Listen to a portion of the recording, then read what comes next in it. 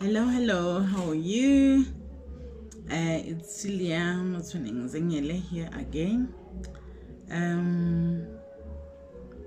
I hope you are all okay, guys. In this weather, that's hot, and among the things that we keep on hearing, I hope you are okay.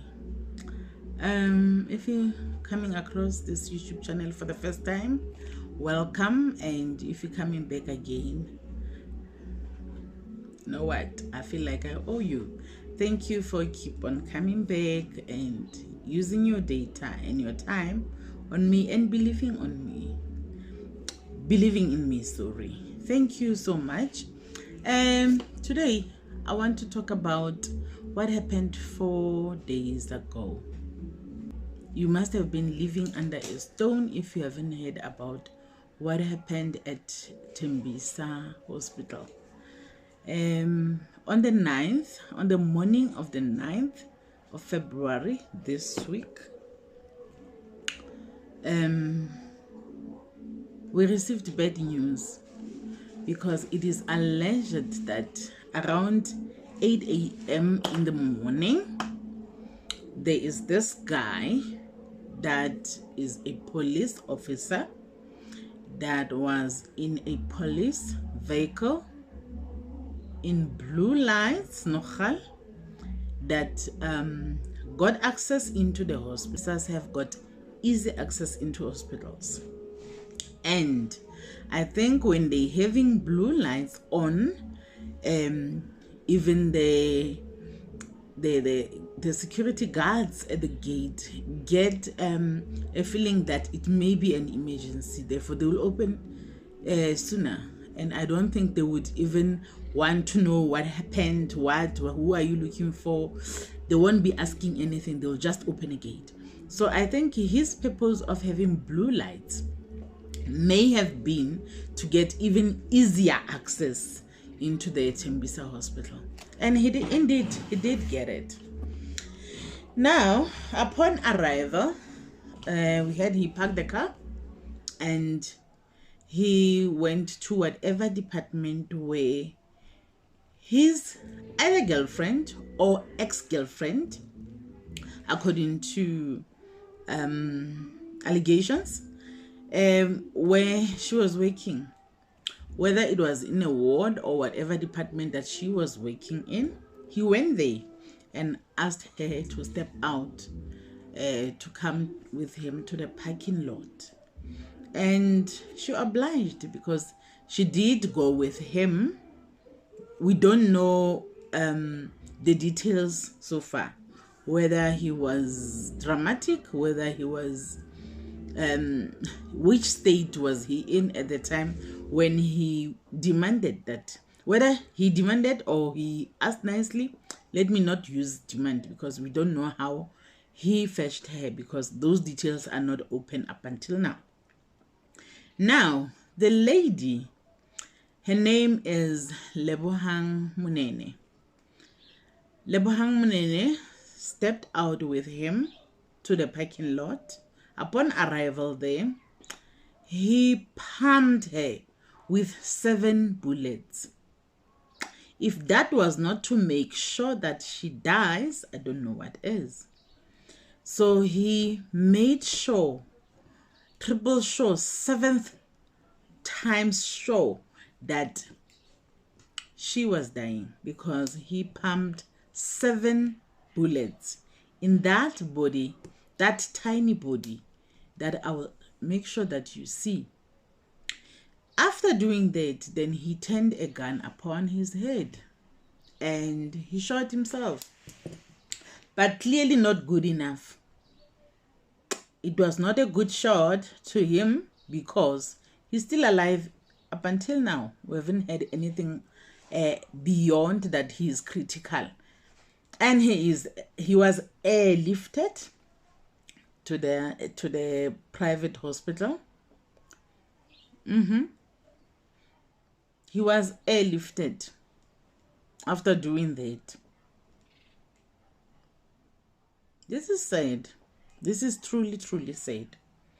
So if you look at the photos and videos, it looks like this incident happened not far from the casualty side. So he just rushed there as if he's an ambulance just to go and kill Lebohang, who happened to be the assistant nurse at Thembisa Hospital. It was a sad ending for yet another woman. How many more? How many more women should die to satisfy the hunger of, or the anger, or I don't know what it is that men have that entitles them to end the lives of women. Men meet women when they are adults. They tell them they love them. In most cases, men are the ones that are starting relationships.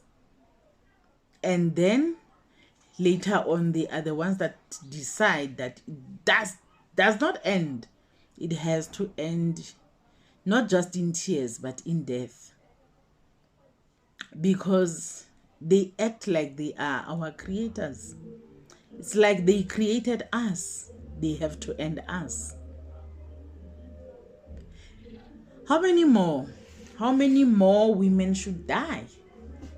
Now, after pumping her, definitely she died instantly, right there on the scene. And like I said, he survived his injury and he was airlifted to, I'm not sure whether it's Mill Park Hospital or whatever, but I do know that it's one of the private hospitals that he was airlifted to. Now, there are two things that makes me sad. No, there is one thing that makes me sad about this whole thing. The first one is, no, the only one, by the way. That thing that makes me sad is that it is said that their relationship was already toxic.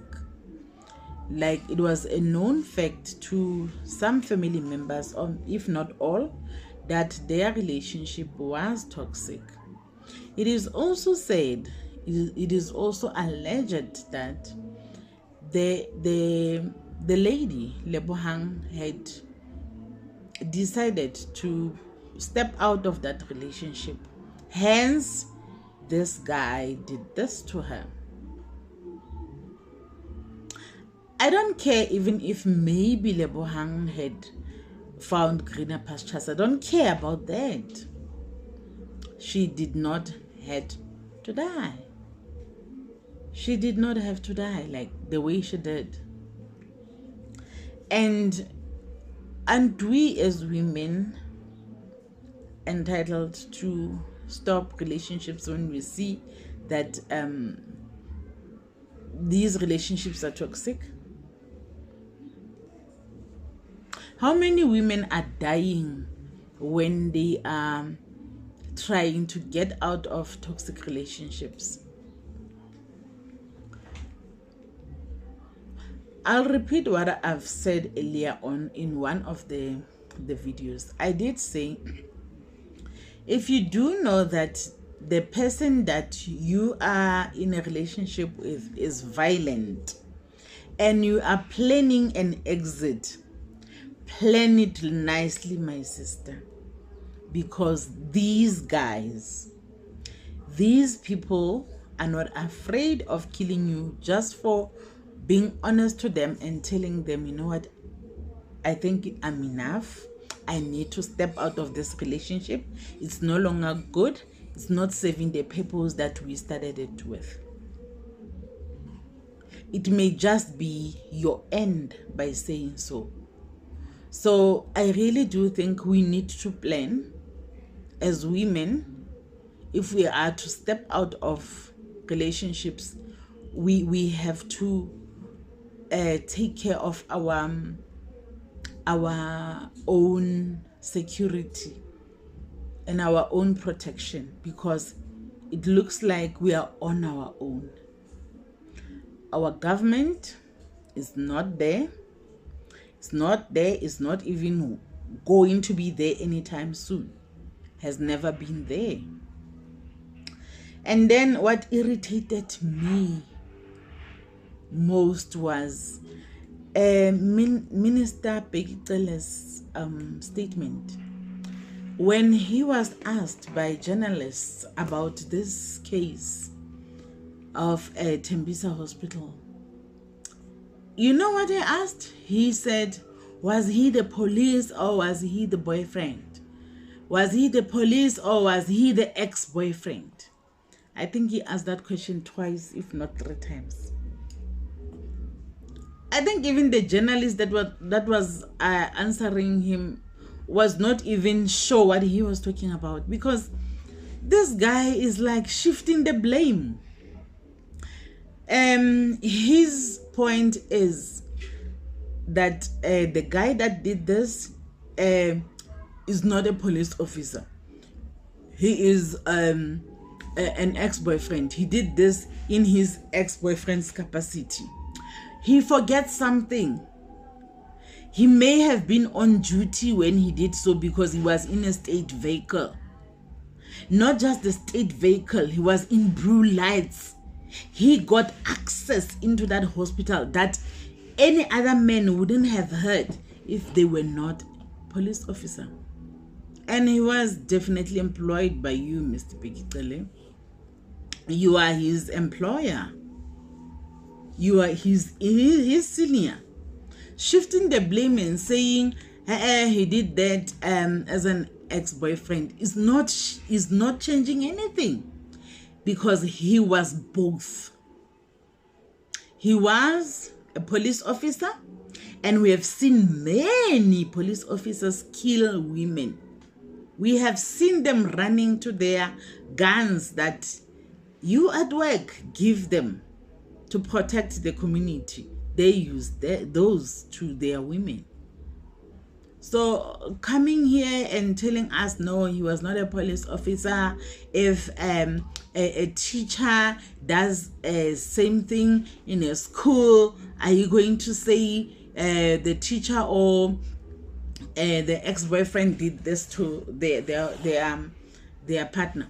No, we're gonna say the teacher has done that to the other partner. We've said it many times. It has happened before.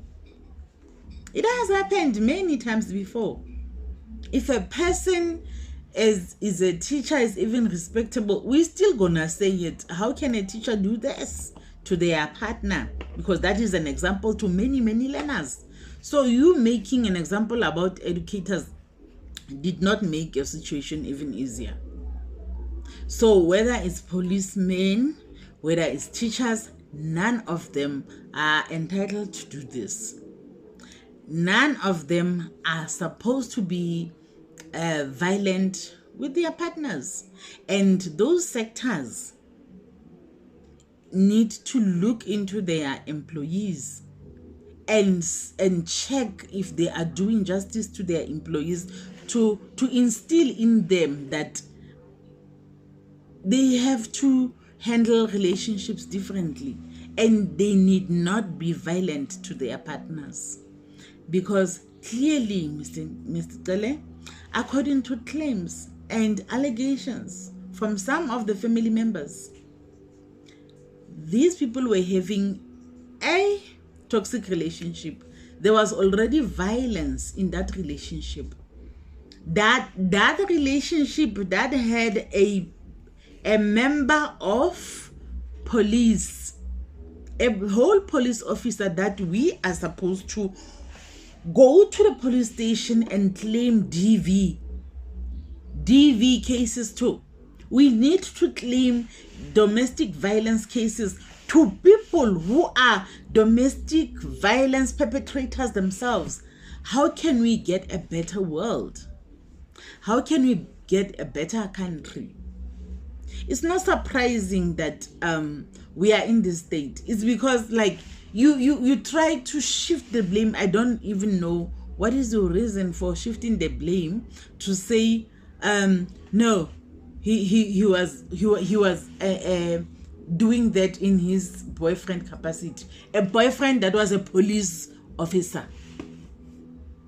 and one of the police officers of many, it's one of many that have killed their partners, and the state is not doing anything. All the police office, the police sector, the police department is not doing anything about them. Who should we run to with our DV cases? No wonder our DV cases are not dealt with, our GBHs are not dealt with fairly. It's because we are reporting perpetrators to perpetrators.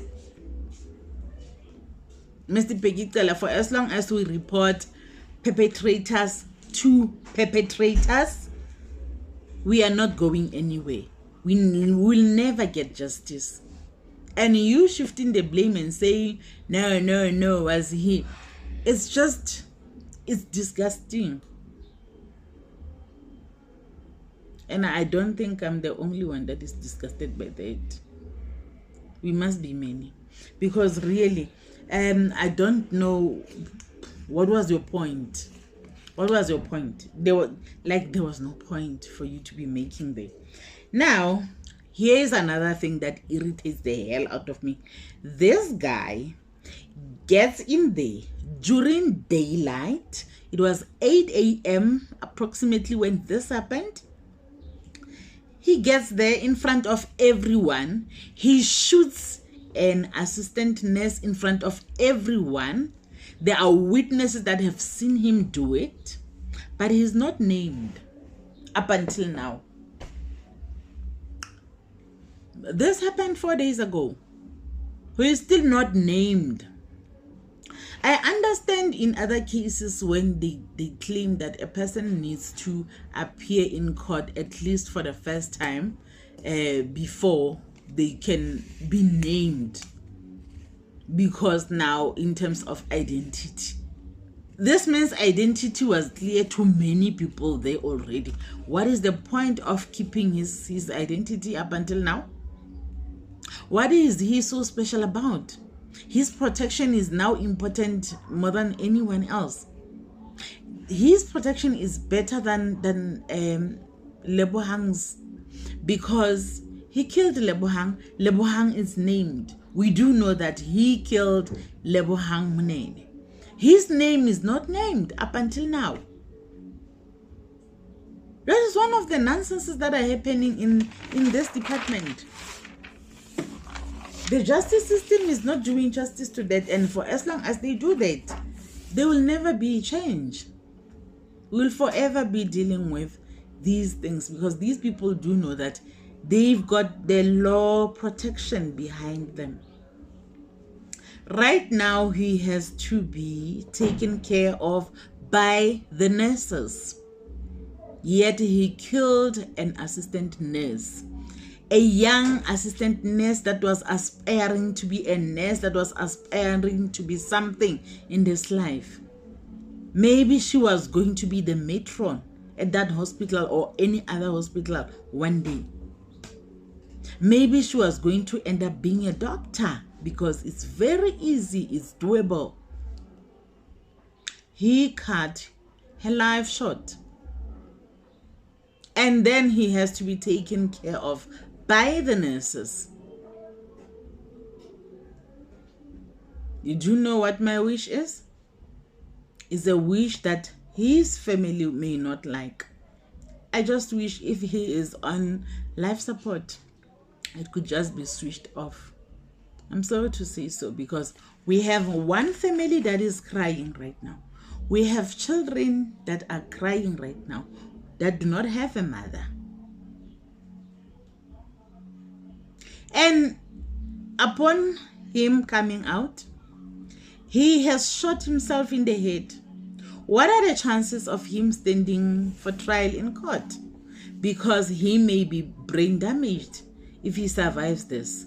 Now we're going to be told, no, he's not in good condition to stand for trial for what he has done.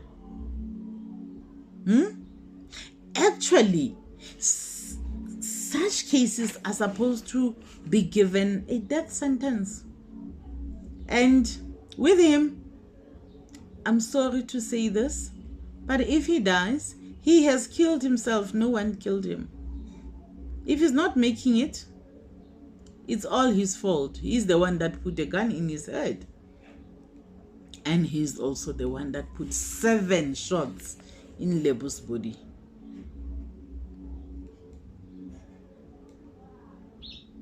We are tired.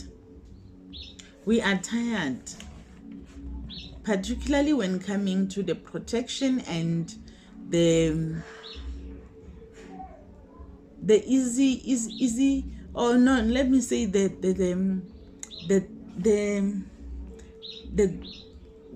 way they are treated with kids' gloves. These men who are perpetrators are treated with kids' gloves. They are handled with care. No wonder they keep on doing this over and over again. And we don't have government's accountability. There's no accountability. Here comes the government official that comes and tell us, no, this person has done this as on a ex-boyfriend capacity, not as a police. He was both a police and an ex-boyfriend. But you can just tell that accountability will never be there. It's a wish for us. We'll never get any accountability. So I would like to say, I think we are ready for the president. The female president, I wanted to say. I think we are ready for the female president, and whatever female president must not be coming from this ruling party, because the women in there, it seems they are okay. They have proven to us many times that they are okay with the men who are perpetrators in their party already. We've seen them supporting many perpetrators at the courts. We have seen the women in green so many times supporting the men in this country when they are accused perpetrators, alleged perpetrators. They go there, intimidate victims so many times. So sorry. Nobody should be coming from the green uniform. Nope. The green uniform, now. I don't see anyone coming here doing us any favors coming from that uniform. But I think we are ready for the female president, and maybe that's the only way we can go somewhere, because so far it looks like many of us are going to go to the graves. The graves are open for women. The graves are open for women, more and more women and children. And our female children are even at risk. Far more at risk than our boys, but even our boys are not safe. So, what about the LGBTI community? Shame. We are in the same boat. We are in the same boat. So the graves are open for the women, for the children, for our little boys, and for our community of LGBTQIA+.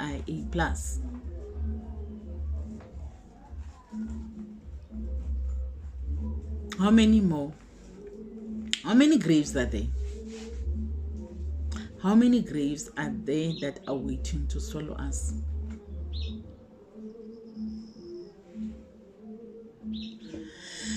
Thank you for watching this video. To the family of Lebohang Monene, I'm sorry. As the country, we are sorry for what happened to you. It didn't have to happen. It did not have to happen. No woman deserves what happened to your daughter, what happened to your sister, what happened to your girl, what happened to your aunt, what happened to your mother. It did not have to happen. We are sorry that it happened. To the family of the other guy,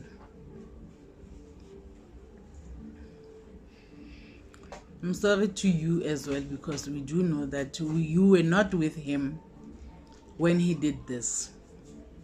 You did not send him to do this. But what happens from here onwards determines how we look at you.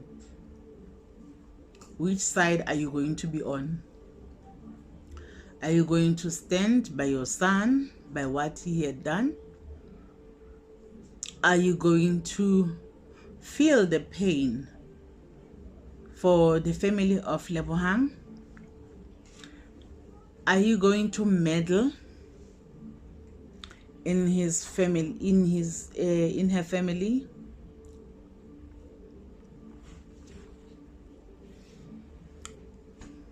To the family of this guy that killed Lebu, we are sorry to you too, because we do know that you did not send him to do this. It was his own decision and his decision alone. But your actions from now onwards is what we're gonna judge you by. We're gonna judge you on how you do things from now onwards. Let's hope you're not going to make things difficult for Lebohang's family. Let's hope you are not going to put or pass any judgment to Lebohang's family. Let's hope that you are not going to pass any kind of judgment to Lebu for what happened to her, and claiming that she has driven your son into doing what he had done. Let's hope it's not gonna be like that. And let's hope you're going to take your responsibility from now onwards of the youngest child, because apparently one of the children who is the youngest, if that is true, that child belongs to this guy that has done this. So let's hope you're going to work together to bring up those children, because already they do not have two parents. If your son is going to make out of that hospital, he's going to jail.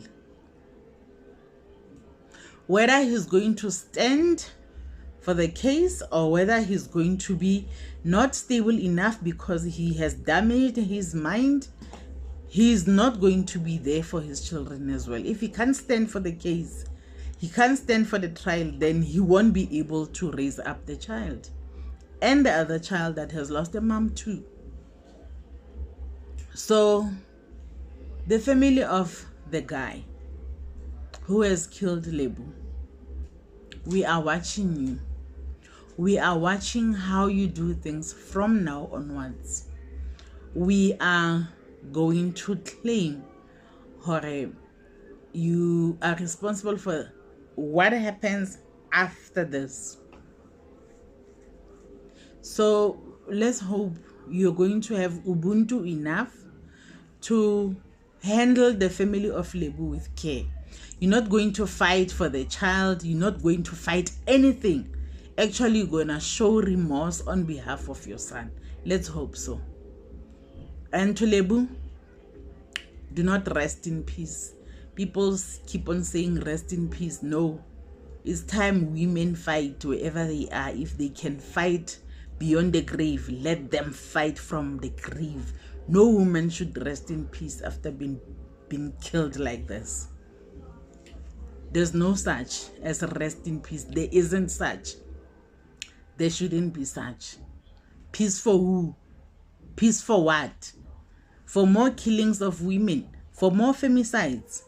We are enough of femicides. Enough is enough. Enough is enough. Enough with killing women and children in this country. And the LGBTQI community. Enough is enough with killing women, children, LGBTI, and albinos. Enough. Enough.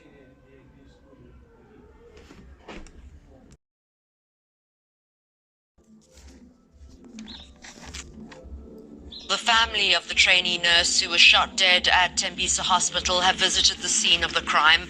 Monene was allegedly family of the trainee nurse who was shot dead at Thembisa Hospital have visited the scene of the crime.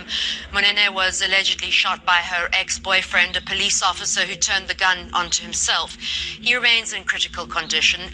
Her distraught father joined other relatives who cleansed the area where she died and performed a ritual to take her spirit home. ENCA's Linda Kushlet filed this report.